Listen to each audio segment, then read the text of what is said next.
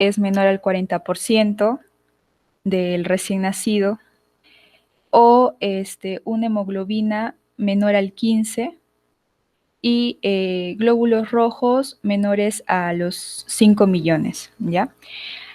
Les vuelvo a repetir, la anemia neonatal es una anemia fisiológica, ¿no? Por lo que van a pasar todos, porque vienen de este medio intrauterino que es anaeróbico, y si es anaeróbico va a haber una mayor cantidad de producción de glóbulos rojos, ¿ya?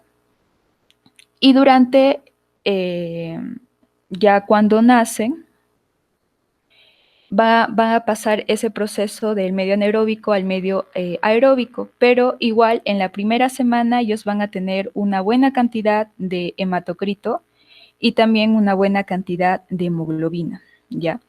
Pero a partir de la segunda para prematuros y tercera semana para recién nacidos a término, esta cantidad de glóbulos rojos van a empezar a disminuir. Ya disminuyen, ¿por qué? Por esta adaptación fisiológica, ¿no?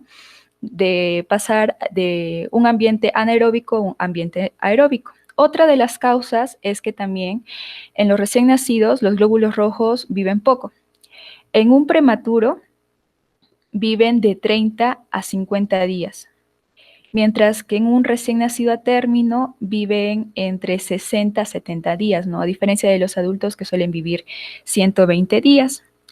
Además, como van a ir disminuyendo los glóbulos rojos, también va a ir una disminución de la eritropoyetina y hay presencia también de una hemólisis para poder eliminar la gran cantidad de glóbulos rojos con los que ya habían nacido antes. En el caso de que nos pregunten cuál es la causa más frecuente de anemia durante el primer año de vida, esta viene a ser la anemia de tipo ferropénica, ¿no? Por pérdida sanguínea. En los recién nacidos prematuros, la disminución empieza mucho más temprano que a los atérminos, a la segunda semana, y alcanzan un valor más bajo a la sexta octava semana. Mientras que en los recién nacidos a términos, la disminución empieza en la tercera semana y alcanza el valor más bajo entre la octava a la 12ª semana. En ellos empieza antes, uno, porque ya les mencioné que sus glóbulos rojos pues viven mucho menos, y otra es que tienen valores muy bajos de ferritina, ya mucho más bajos que los recién nacidos a término. Y es por eso que van disminuyendo antes. Ya. Como todos vamos a pasar por esta anemia, es necesario hacer un tamizaje ya a todos los bebitos. ¿A partir de qué mes? A partir del cuarto mes de vida, ¿ya? Y si es un recién nacido a término o que tenga un adecuado peso al nacer, se le va a administrar desde el cuarto mes o desde el sexto mes 2 miligramos por kilogramo al día de sulfato ferroso en gotas o hierro polimaltosado, con una duración de 6 meses. Mientras que a partir del sexto mes le vamos a dar un sobre de micronutrientes hasta completar los 360 sobres. Pero si tienen bajo peso al nacer o son prematuros, es por eso la importancia, es lo mismo ya, el sulfato ferroso con el hierro polimaltosado y los micronutrientes, pero se empieza a dar desde el primer mes, ¿ya? Y los micronutrientes desde el sexto mes. ¿Por qué? Porque en ellos empieza mucho más antes la anemia. Otra enfermedad hematológica es la policitemia neonatal. Para diagnosticarla tenemos que tener los valores de laboratorio de un hematocrito central mayor al 65%. Mayor o igual al 65%, o una hemoglobina mayor a 20 gramos por decilitro. ¿Qué es lo que va a producir esta policitemia? Produce un aumento de la eritropoyesis fetal debido a la insuficiencia uteroplacentaria o por transfusión de glóbulos rojos, ya sea placentaria o que tenga su gemelo. También produce una hiperviscosidad. En esta hiperviscosidad la sangre es mucho más lenta, ¿no? Y esto va a dificultar para que pueda irrigar de manera adecuada a los demás órganos. Es por eso que una de las características de estos bebitos es que son muy lentos, ¿ya? Y también tenemos a la hipervolemia. En la población de riesgo está el pequeño para la edad gestacional, el postérmino, la madre hipertensa y diabética, porque en ellas va a haber insuficiencia uteroplacentaria, y el pinzamiento tardío del cordón. En la clínica, la gran mayoría son asintomáticos, pero pueden presentar síntomas como temblores, la crocianosis, la ictericia, la letargia, no quieren comer, también la taquimia, el priapismo. Si es que nos preguntan cuál es la causa más frecuente de priapismo en recién nacido, es la policitemia neonatal. La hipoglicemia, la hipocalcemia y el signo más característico es este, la plétora, ¿no? Que se define como que el paciente tiene mucha sangre y se manifiesta a través de una rubicundez tanto en palmas, en plantas y también en las mucosas. Para el tratamiento es necesario la exsanguinotransfusión parcial, en donde lo que vamos a hacer es sacarle sangre, ¿no? Porque supuestamente tiene mucha sangre, más de la que debería tener, y le metemos cloruro de sodio. ¿Para qué? Para poder hemodiluir. Pero ¿cuánto es el volumen requerido del recambio? Ya, para eso vamos a utilizar esta fórmula. En donde va a estar presente el hematocrito observado, es decir, el hematocrito del recién nacido, el hematocrito deseado, que por lo general es 55 para la fórmula, 55%, por el volumen sanguíneo por peso en kilogramos sobre de nuevo el hematocrito observado, ¿no? Es decir, el hematocrito del recién nacido. En los síntomas de hiperviscosidad, o sea, si tiene síntomas por esta hiperviscosidad, ¿no? Ocasionada por la policitemia, consideramos esta exsanguinotransfusión parcial. Pero si es asintomático, hay que ver su hematocrito. Si es mayor de 70, se hace lo mismo, la exsanguinotransfusión parcial. Pero si va entre 65 y 70, podemos priorizar hacer una fluidoterapia. Hay que monitorizarlo, hay que ver su glucosa y su calcio porque suelen hacer hipoglicemia e hipocalcemia y que esté presente o no la clínica. Ya. Y por último, para la eritoblastosis fetal, hay que definirlo, ¿no? Se define como isoinmunización RH a una producción de anticuerpos por parte materna en respuesta a una acción antigénica iniciada ya sea por el paso endovenoso, intramuscular o transplacentario de matíes fetales que van a ser RH positivos, ¿no? Al torrente sanguíneo de la mamita que va a ser RH negativo. Entonces, en el caso de esta isoinmunización por RH, la respuesta primaria serán anticuerpos tipo inmunoglobulina M, por lo que no va a atravesar la placenta. Y por lo general, el primer bebito no va a ser afectado. Pero ya si se vuelve a embarazar en posteriores contactos, el anticuerpo va a ser el de inmunoglobulina G. Y estos sí van a poder atravesar la placenta y van a producir hemólisis.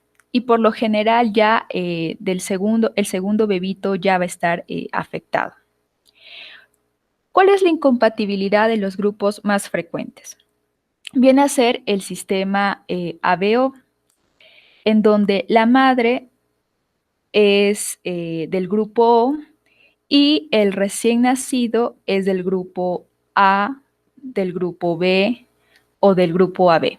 Y la incompatibilidad más grave es la del sistema Rhesus, ¿no? La del RH, en donde la madre va a ser RH negativo y el cónyuge y el feto van a ser RH positivos. Es decir, que van a presentar un antígeno, ¿no? que es el antígeno D positivo. Acá lo que diferencia es que en el sistema BO va a afectar más frecuentemente desde el primer hijito, ¿ya? Pero la clínica es mucho más leve, mientras que en el RH empieza a afectar desde el segundo hijito y la clínica es mucho más grave. En la clínica, la gran mayoría son pacientes leves, un 75%, en donde van a presentar anemia e hiperbilirrubinemia. Y graves, el otro 25%, presentan un aumento del volumen del hígado, del vaso y de la médula ósea por el aumento de focos eritropoyéticos. También esta anemia puede producir edema general, que es el hidros fetal, y lesiones hipóxico-isquémicas. ¿Cuáles son las causas de este hidros fetal? Una, la inmunización por RH, que ya vimos. Y otras, tenemos a la infección intrauterina por parvovirus B19 y cromosomopatías, como en el caso de un Turner.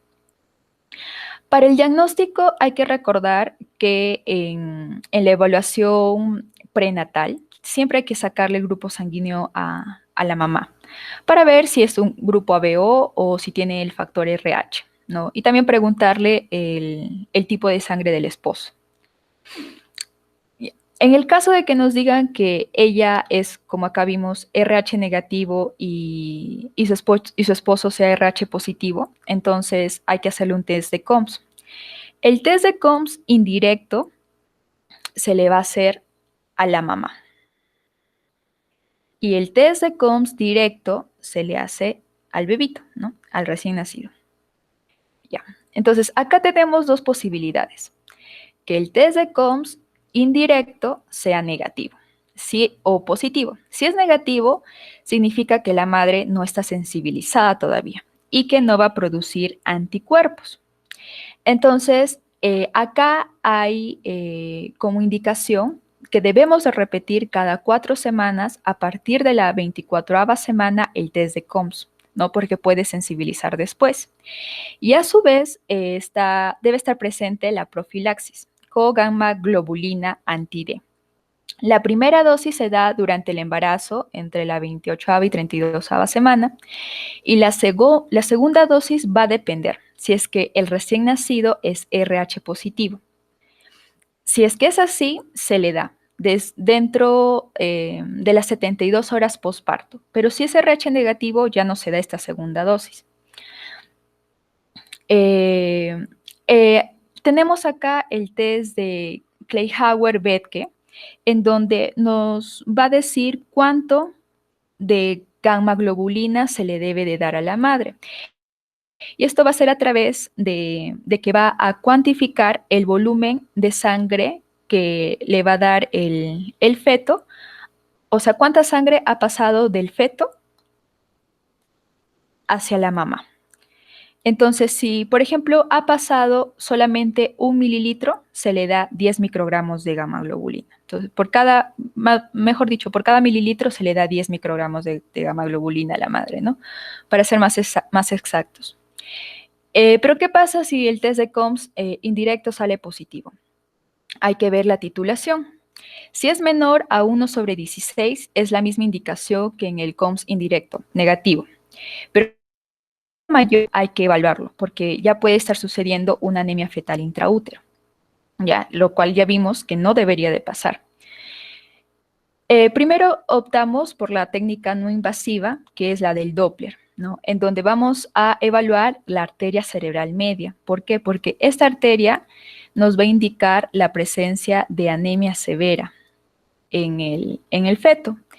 ¿A través de qué? Evaluando la velocidad de flujo sistólico. Si es baja, conducta expectante, ya. Hay que ir observando cómo va esa gestante y cómo va el embarazo en sí.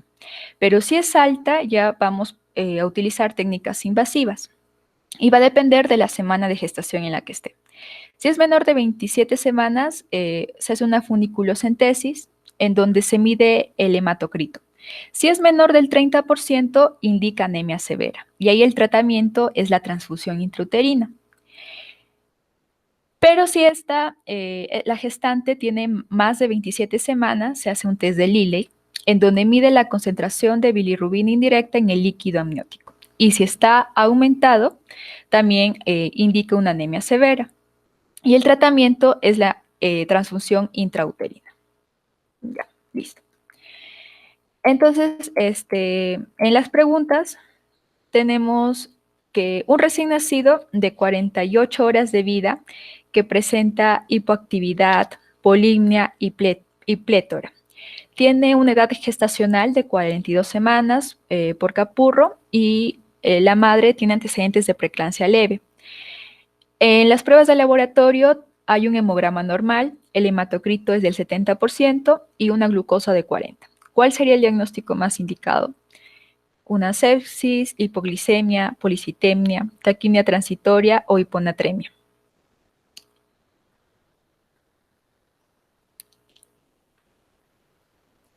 ¿La C? Ajá, una policitemia, ¿no? Como les mencioné, en la policitemia hay hiperviscosidad, lo que hace al bebito mucho más lento, más hipoactivo. La plétora es el signo característico y un hematocrito mayor o igual del 65% ya. Es lo que nos indica más lo de policitemia. ¿Cuál es el objetivo principal de la exsanguíneo transfusión en el recién nacido? Evitar la neurotoxicidad de hiperbilirrubinemia, corregir la hipocalcemia, la hiperglicemia, evitar el riesgo de infección por citomegalovirus o evitar un síndrome de bilis espesa.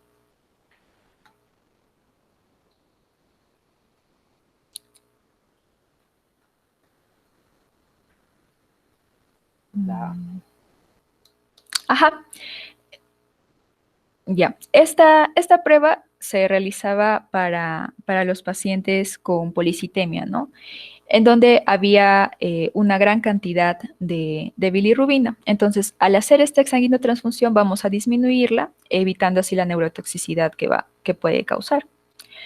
¿Cuál de las siguientes pautas es la mejor para evitar la sensibilización de la madre con antígeno D cuando la madre es RH positivo? Evitar las maniobras obstétricas, evitar el desprendimiento manual de la placenta, inyectar gamma-globulina anti-D antes de transcurridos las 48 horas del parto, solo si el niño es RH positivo, inyectar gamma-globulina anti-D antes de las 48 horas transcurridas en todos los casos, o inyectar gamma-globulina anti-D a las 28 semana de gestación y una segunda dosis en las 48 horas siguientes al parto si el niño es RH positivo. Nos están preguntando, ¿no?, por la profilaxis, en donde tiene que estar la gamma-globulina, de todas maneras.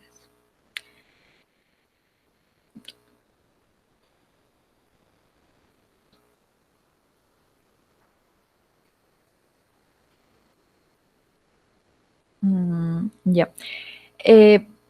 En los periodos donde vamos a tener que dar profilaxis con gamma-globulina es entre la 28ª y 32ª semana. ¿Ya? A todos los pacientes con test de COMS negativo. Ya, pero si es que el niño es RH positivo, se le debe de dar una segunda dosis a partir de las 48-72 horas posparto. ¿Ya? Y como ya es una gestante sensibilizada, obviamente. Entonces, slide. ¿En cuál de los siguientes casos no está indicada la profilaxis anti-D en una mujer RH negativa, siendo el padre RH positivo?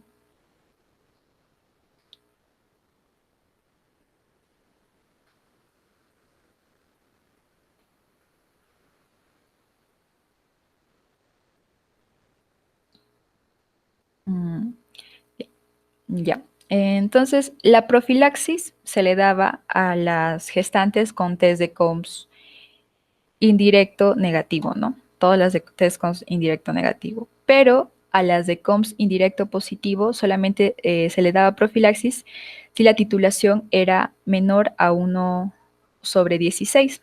Ya, acá no nos mencionan nada de la titulación, pero el que nos diga test de COMS indirecto positivo, sabemos que no le tenemos que dar profilaxis, ¿ya? Entonces, ahí la alternativa es la C. Respecto a la incompatibilidad materno-fetal en el sistema ABO de grupos sanguíneos, ¿cuál sería lo cierto? Que afecta a primogénitos, es más grave que la inmunización D. La detección prenatal es muy importante porque se asocia a anemia fetal severa. La prueba de COMS es positiva o es una causa infrecuente de enfermedad hemolítica del recién nacido. La D. La D. Ya. A ver. Habían dos sistemas, ¿no? Bueno, hay varios sistemas, pero los más frecuentes son el ABO y el RH. El ABO se caracteriza porque afecta más a primogénitos, o sea, en el primer embarazo hay generación de anticuerpos. Y el RH afecta a partir del segundo embarazo, ¿ya? Y es la más frecuente y es la más leve de los dos. Entonces, esa sería la primera, la verdadera. La 6 sobre isoinmunización indique la alternativa incorrecta. Ya también les dije la respuesta. La evaluación y el manejo en el líquido amniótico se hace según la gráfica de Liley. Al feto se le evalúa mediante el test de COMS directo. Un valor de 1 sobre 16 o mayor de COMS indirecto indica RIS total. Si hay hemólisis excesiva puede ocurrir hidrosfetal o la isoinmunización por sistema ABO es menos frecuente que con factor RH. La alternativa incorrecta.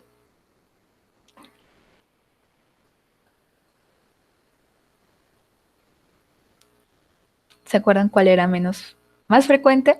Es el ABO, ¿ya? Que el RH. Entonces, esa es la alternativa incorrecta. Y la última pregunta, una mujer de 32 años con 39 semanas de gestación acude al servicio de urgencias con contracciones. Dice que no recibe atención prenatal porque no tiene seguro médico. Al momento del parto, el bebé parece tener ictericia y patosplenomegalia marcada. La hemoglobina sérica es de 11.6 y la bilirrubina sérica es de 8. Las pruebas de COMS directa e indirecta son positivas y la madre nunca recibió una transfusión de sangre. Su anterior hijo ha nacido sano y sin complicaciones. ¿Cuál de las siguientes opciones es más compatible con la presentación de la enfermedad? La deficiencia de vitamina K ha provocado la anemia hemolítica. La madre generó anticuerpos inmunoglobulina M contra los glóbulos rojos fetales. El bebé desarrolló anticuerpos inmunoglobulina M contra sus propios glóbulos rojos. La madre generó inmunoglobulina G contra los glóbulos rojos fetales. O esta enfermedad podría haberse evitado con la administración de los glucocorticoides. ¿La D? Ajá, la D. Este es un caso de, de eritoblastosis por RH, ¿no? Por RH. La hemoglobina está baja y la bilirrubina está alta y encima nos dice que su primer hijito ha nacido sano sin complicaciones. Y esto es más frecuente en los segundos embarazos. Ya, pero ¿qué es lo que pasa?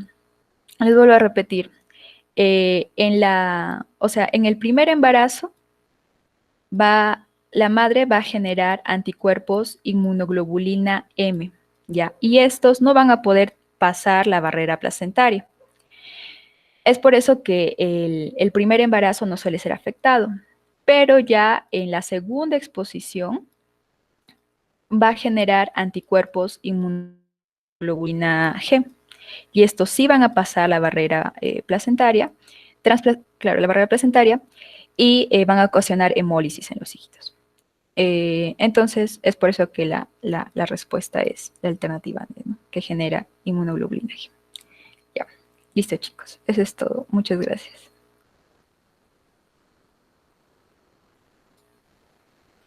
Gracias, Ruti. Muchas gracias, Ruth. Next. Gracias.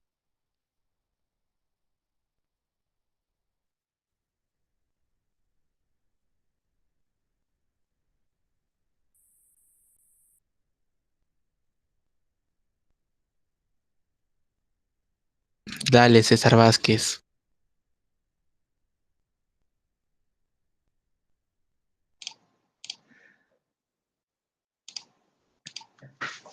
¿Qué tal, chicos? Buenos días. ¿Se ve mi pantalla?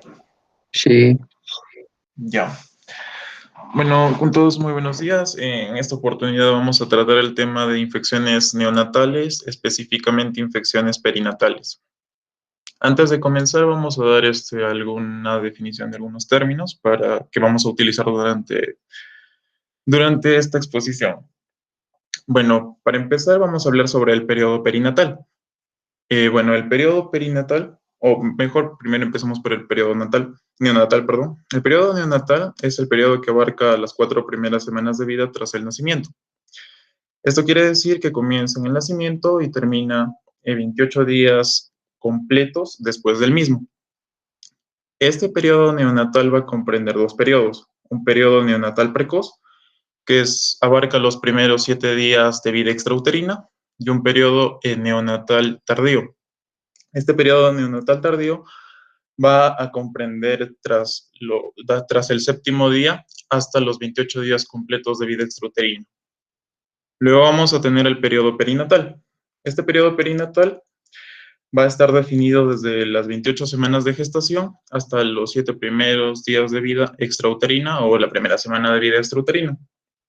Va a comprender también dos periodos, que es el periodo fetal tardío, que va desde las 28 semanas de gestación hasta el nacimiento, y también va a comprender al periodo neonatal precoz, ¿no? Como ya mencioné, que abarca los primeros 7 días de vida extrauterino, la primera semana de vida extrauterina. Hay que tener en cuenta que en esta exposición, este último periodo va a ser el que se encuentre dentro de la definición de infecciones perinatales. Y hay que mencionar también que en algunos casos vamos a mencionar ambos, tanto neonatal como perinatal, sus definiciones. Ya. Entonces vamos a empezar con las infecciones perinatales. La primera que vamos a ver va a ser la sepsis. La incidencia en nuestro medio viene a ser de 1 a 10 por cada 1000 recién nacidos vivos. Hay que tener en cuenta que su clínica viene a ser insidiosa e inespecífica. Esto quiere decir que va a requerir de una evaluación adecuada y también de una alta sospecha clínica. En su clasificación vamos a tener 3 tipos de sepsis. La primera es la sepsis precoz, que aparece dentro de las primeras 72 horas de vida. ¿Cuándo hablamos nosotros de una sepsis neonatal precoz? Cuando aparece en los primeros 3 a 5 días de vida. Hay que también entender que esta sepsis precoz va a cursar con una rápida afectación multiorgánica. ¿Cuál es el origen de esta sepsis precoz? Va a ser una infección ascendente intraútero o transplacentaria. Esto quiere decir que se va a producir a través del canal del parto por bacterias que van a colonizar ya sea la piel, las mucosas o el tracto gastrointestinal del recién nacido. ¿Cuáles son los microorganismos más frecuentes? Vamos a tener al estreptococo del grupo B, específicamente al Streptococcus galactiae. Acuérdense de este nombre. Luego tenemos al Escherichia coli, al enterococo y a la Listeria monocytogenes. Hay que tener en cuenta que esta sepsis precoz puede llevar a una meningitis aproximadamente en un 20%.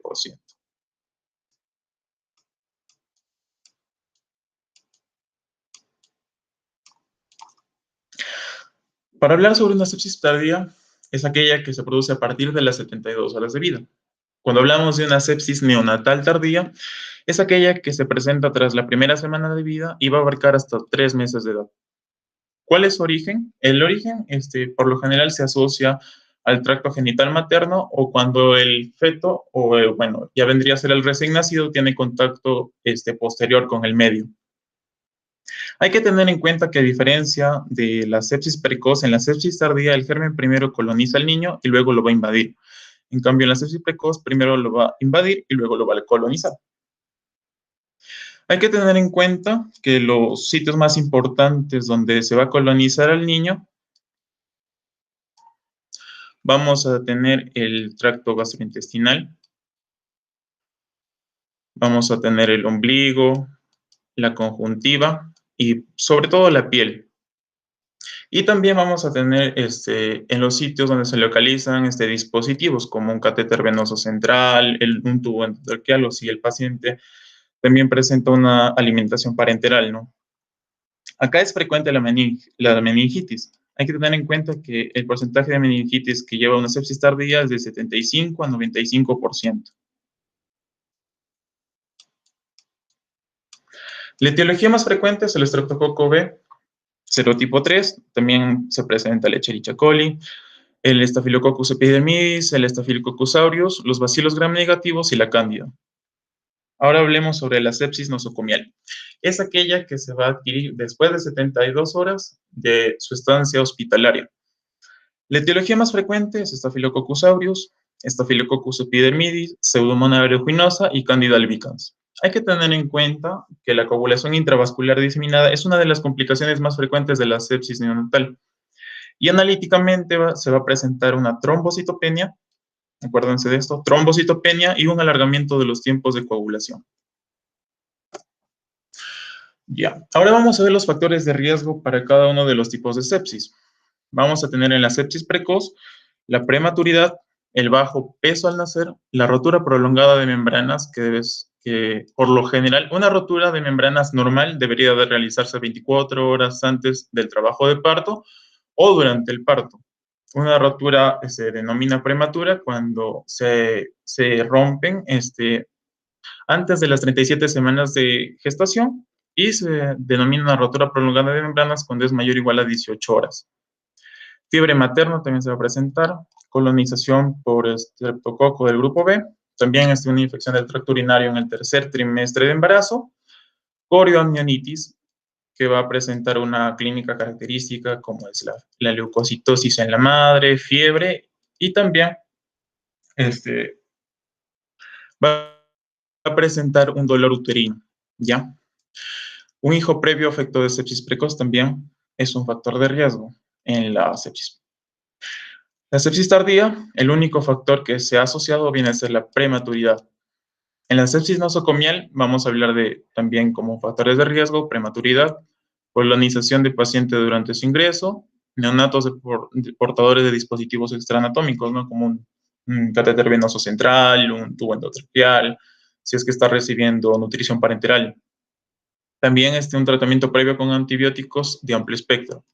Hay que tener en cuenta que la afectación meningia puede producirse en cualquiera, y sea sepsis precoz, sepsis tardía o sepsis nosocomial, y que la más frecuente se produce en recién nacidos pretérmino.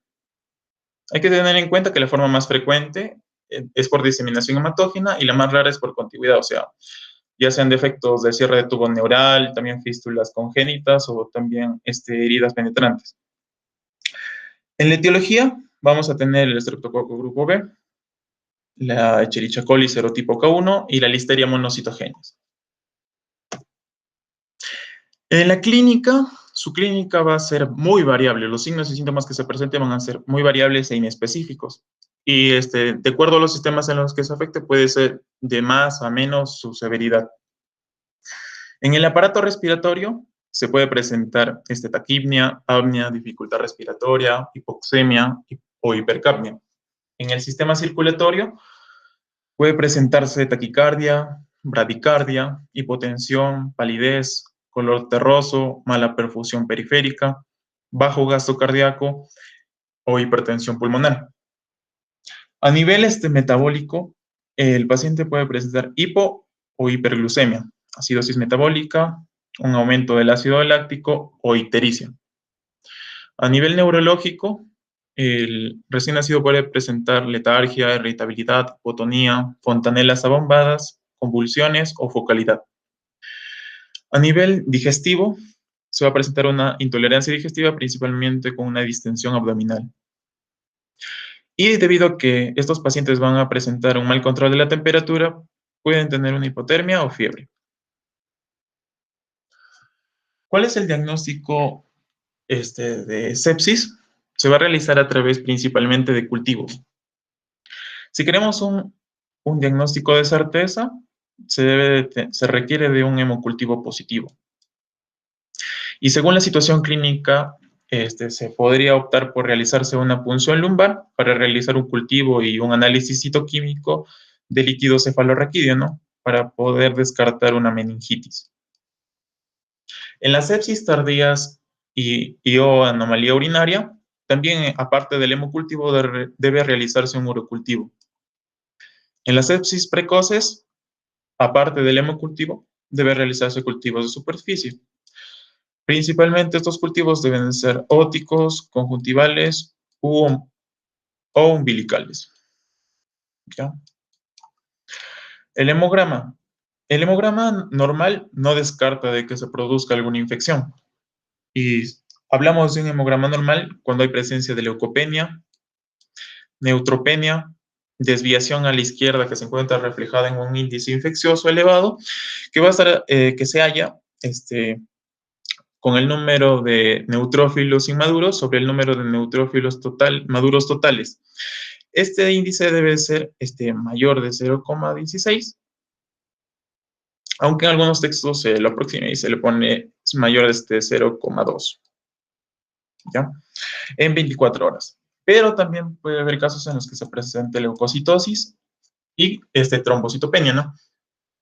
Con plaquetas menores o iguales de 100 por microlitro. Hay que tener en cuenta que esta trombocitopenia va a ser un indicador de un mal pronóstico. La bioquímica en líquido cefalorraquídeo se debe realizar siempre ante toda sospecha de sepsis y siempre que se inicie un tratamiento antibiótico, si es que las condiciones clínicas del paciente lo permiten, ¿no? El líquido cefalorraquídeo se va a considerar patológico si las células son mayores de 30 por microlitro, si los polimorfos nucleares vienen a ser mayores del 60%, si las proteínas son mayores de 150 miligramos por 100 mililitros y si la glucosa es menor de 30 miligramos por decilitro. Otras determinaciones diagnósticas que podemos utilizar vienen a ser el PCR, la procalcitonina, la gasometría y la glucemia capilar. El tratamiento debe iniciarse ante la mínima sospecha. Para sepsis precoz y sepsis tardía, si es que no se presenta meningitis, el tratamiento por lo general viene a ser con ampicilina y gentamicina. Con meningitis se mantiene la ampicilina, pero se cambia la cefotaxima. Y ustedes dirán, ¿por qué no? Porque la gentamicina viene a ser un aminoglucósido y los aminoglucósidos no atraviesan la barrera hematoencefálica y se lo cambia por una cefotaxima que viene a ser una cefalosporina de tercera generación. En el caso de la sepsis nosocomial, si es que no se presenta meningitis, vancomicina más amikacina. Y si es que sospechamos de una infección fúngica, le damos también anfotericina B. En el caso de meningitis, también vancomicina, lo cambiamos la micacina, que también viene a ser un aminoglucósido, por cefalosporina de tercera generación, que viene a ser la ceftazidima. Y si es que sospechamos también de una infección fúngica, damos anfotericina B, o también podemos usar la capofungina o fluconazol. Después, cuando ya tenemos en función el germen aislado, ya sabemos cuál es el germen que ha producido la sepsis, se instaura el tratamiento definitivo. Eso hay que tener en cuenta. Este no viene a ser el tratamiento definitivo, esto viene a ser un tratamiento mientras sabemos cuál es el germen que ha producido la sepsis. En la profilaxis, en gestantes colonizadas por estreptococo del grupo B, hay que tener en cuenta que se realiza un cribado de colonización materna durante el embarazo. Se va a producir un cultivo de muestra rectovaginal, principalmente entre las semanas 35 y 37 de embarazo, ¿ya? Este cribado, lo que salga el resultado de este cultivo va a ser válido durante 5 semanas. Si es que pasadas estas 5 semanas todavía no se ha producido el nacimiento, se debe repetir. Hay que tener en cuenta de que si ese cultivo sale positivo o si hay algún antecedente de un hijo afecto de sepsis por estreptococo grupo B o bacteriuria estreptococo grupo B positivo durante el embarazo y no es independiente, esta bacteriuria por estreptococo grupo B es independiente de este cultivo, debe realizarse una quimioprofilaxis con un betalactámico intraparto. Principalmente se va a utilizar la penicilina o la ampicilina. La penicilina o la ampicilina. ¿Y para qué se realiza esto? Para reducir la colonización e infección neonatal. Hay que tener en cuenta también que en el caso de la Listeria monocitogenes, su principal, su principal tratamiento viene a ser a través de ampicilina, ¿ya? Y en el caso de que se complique ya sea con una meningitis, ampicilina, ¿ya? Y en el caso de que se complique con una meningitis, se le da ceftriaxona, ¿ya? Que también viene a ser una cefalosporina de tercera generación. Ya, ahora vamos a hablar de la neumonía. La etiología de neumonía puede ser congénita por citomegalovirus, citomegalovirus, rubiola, sífilis. Si es perinatal, puede ser por estreptococo del grupo B, bacilos gram negativos entéricos, listeria, micoplasma, clamidia, también el citomegalovirus, el virus del herpes simple, la cándida. Nosocomial, vamos a tener el estafilococo, también los bacilos gram negativos entéricos, las pseudomonas y el virus respiratorio sincitial. Su clínica viene a ser inespecífica. Viene a ser caracterizada por letargia, rechazo de tomas. Esta es una de sus características más frecuentes. Rechazo de tomas, irritabilidad, mal color, alteraciones de temperatura, distensión abdominal, taquicardia. El aleteo nasal también viene a ser otra de las características más frecuentes, como podemos ver aquí. El aleteo nasal, ¿qué viene a ser? El aleteo nasal viene a ser una dilatación de las narinas. ¿Y por qué se produce esta dilatación de las narinas? ¿O qué indica? Viene a indicar que el bebé o el recién nacido tiene una hipoxia que puede ir de moderada a severa. También se va a producir un tiraje que puede ser intercostal o subcostal, y esto indica el uso de la musculatura accesoria, ¿no? Para un mayor pasaje de aire. También va a presentar cianosis o una insuficiencia renal progresiva. El diagnóstico solo va a ser presuntivo, eso hay que tener en cuenta en una neumonía perinatal. Los hemocultivos suelen ser negativos y hay que tener en cuenta que los cultivos de secreciones respiratorias solo van a ser válidos para dos de estos agentes, que vienen a ser el virus respiratorio sincitial y la clamidia. Y el lavado bronquioalveolar no es fiable en estos casos. El tratamiento se debe utilizar ampicilina más gentamicina o una cefalosporina, ¿no? Como la cefotaxima. Un tratamiento, si es nosocomial, vancomicina más cefalosporina de tercera generación. En el caso de las pseudomonas, ceftazidima más un aminoglucósido, como la gentamicina o la micacina. Y en la clamidia, un macrólido. Principalmente se da acitromicina. ¿Ya? Ahora vamos a seguir con la osteoartritis. La osteoartritis viene a ser una enfermedad crónica degenerativa que se caracteriza por un deterioro gradual del cartílago articular, lo que va a producir que vaya de un desgaste hacia una ruptura. La localización más frecuente viene a ser en el fémur o en el húmero. Y la vía más frecuente por la cual se produce viene a ser la vía hematógena o por afectación local. La etiología vamos a tener al Staphylococcus aureus o también los bacilos gram negativos. En el tratamiento, si el paciente se encuentra ingresado, vancomicina más cefotaxima. Si no está ingresado, se debe dar cloxacilina más cefotaxima. Hay que tener en cuenta también que el tratamiento quirúrgico solo debe producirse cuando hay una afectación, ya sea de cadera u hombro. Ya, ahora vamos con las preguntas. ¿Cuál de las siguientes características no es típica de una sepsis precoz? El agente causal más frecuente es el Streptococcus agalactiae, aparece en los primeros 7 días de vida, suele cursar con una afectación multisistémica fulminante, causa meningitis en el 95% de los casos. El tratamiento suele ser ampicilina y gentamicina. ¿Cuál creen que es, muchachos?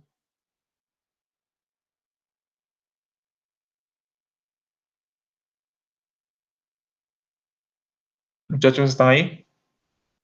Aquí estamos. ¿Cuál creen que sea? La D de dado. Claro, ¿no? ¿Cuál era la que producía 95%, de 75 a 95% de los casos? ¿La precoz o la tardía? La tardía. Claro, la sepsis precoz produce aproximadamente un 20%, ¿ya? Conduce a una meningitis. Con respecto a la neumonía del recién nacido, la clínica suele ser inespecífica con letargia, rechazo de tomas, irritabilidad, mal color, distensión abdominal. La adquirida en la comunidad cursa con clínica de mayor gravedad. Los hemocultivos son útiles para determinar el germen y su sensibilidad. El lavado bronquialveolar es una prueba bastante fiable. Existen serologías para la mayor parte de los gérmenes que afectan al recién nacido.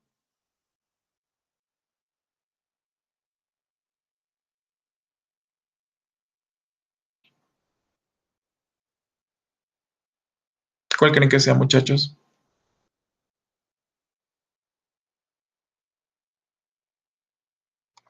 ¿La A? Claro, ¿no? Ya vamos con la siguiente pregunta. ¿Cuándo no está indicado hacer profilaxis antibiótico durante el parto en la prevención de la infección neonatal por estreptococo del grupo B? En la embarazada con screening positivo en vagina o recto en las 5 semanas previas al parto. En la embarazada con el antecedente de un recién nacido con infección por estreptococo del grupo B. En la embarazada con bacteriuria con el estreptococo en el embarazo en curso. En la embarazada con cultivo desconocido no realizado y parto pretérmino. En la cesárea programada en la gestante sin trabajo de parto con membranas íntegras. ¿En cuál creen, muchachos?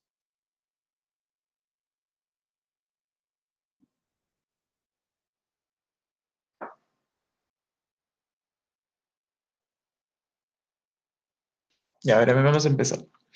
¿El embarazado por screening positivo en vagina o en recto las 5 semanas previas al parto? Sí, como ya les mencioné, ¿no? ¿En la embarazada con el antecedente de un recién nacido por infección por estreptococo grupo B? También. ¿En la embarazada con bacteriuria por estreptococo en el embarazo en curso? También, ¿no? No importa ni siquiera que este cultivo sea positivo o negativo. En la embarazada con cultivo desconocido no realizado y parto pretérmino, a ver, vamos a dejar eso. En la cesárea programada en la gestante sin trabajo de parto con membranas íntegras. En la embarazada con cultivo desconocido no realizado y parto, mire, tiene un antecedente, parto pretérmino. Entonces debería darse profilaxis. Entonces este también es. En el caso de una cesárea, no se recomienda ya, no se administra profilaxis si, por ejemplo, prevemos que un niño va a nacer por cesárea o si la madre no es portadora por el estreptococo, ¿no? Entonces viene a ser esta, en el caso en el que no debe estar indicado la profilaxis. Ya. Siguiente, el recién nacido de 2 días de edad es llevado al hospital por presentar hipoactividad, pobre succión con antecedente de madre sin control prenatal. Acá está la clave. Ruptura de membranas de 20 horas. ¿Cuál es el diagnóstico más probable? Asfixia perinatal, encefalopatía hipóxico-isquémica, sepsis neonatal tardía, sepsis neonatal temprana, hiperglicemia. ¿Cuál creen que sea, muchachos?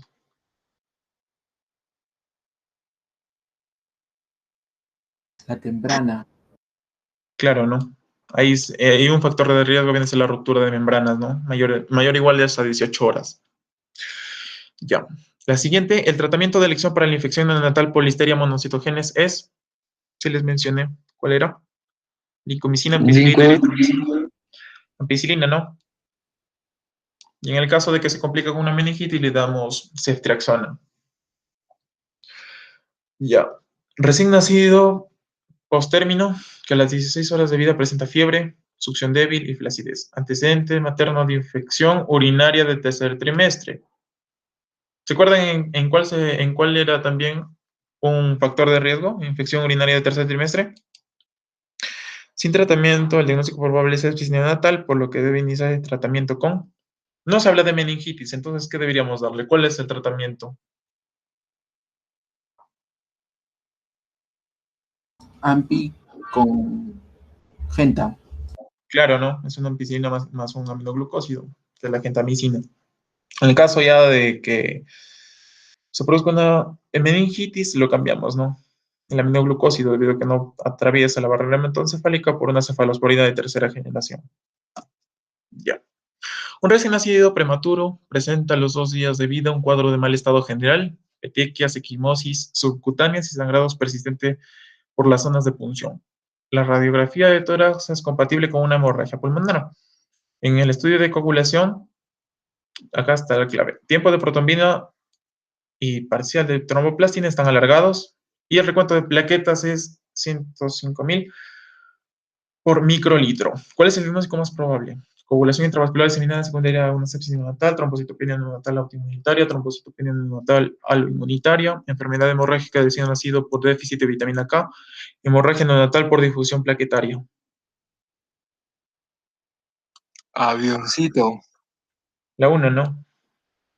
Acuérdense que la coagulación intravascular diseminada es una complicación muy frecuente, ¿ya? En la sepsis. Ya. Y la última, neonato de 17 horas de vida, trasladado desde un hospital comarcal sin cuidados intensivos, embarazo con diabetes gestacional, parto espontáneo, cefálico, amnioresis 11 horas, antes con líquido claro. La edad gestacional es de 36 semanas. En la exploración física se observa mal estado general, color terroso de piel, cianosis sacra, taquipnia, aleteo nasal, retracciones intercostales, quejido, frecuencia cardíaca 150 latidos por minuto, frecuencia respiratoria 80 respiraciones por minuto, buena ventilación bilateral, se palpa hígado 1 centímetro, llanto agudo, hipotonía generalizada. Tensión arterial 47/31 milímetros de mercurio. ¿Cuál sería la sospecha clínica? Hemorragia cerebral, sepsis, fenilcetonuria, enfermedad de las membranas hialinas, hipoglucemia en hijo de madre diabética. Es un prematuro, ¿no? ¿Cuál creen que sería, muchachos?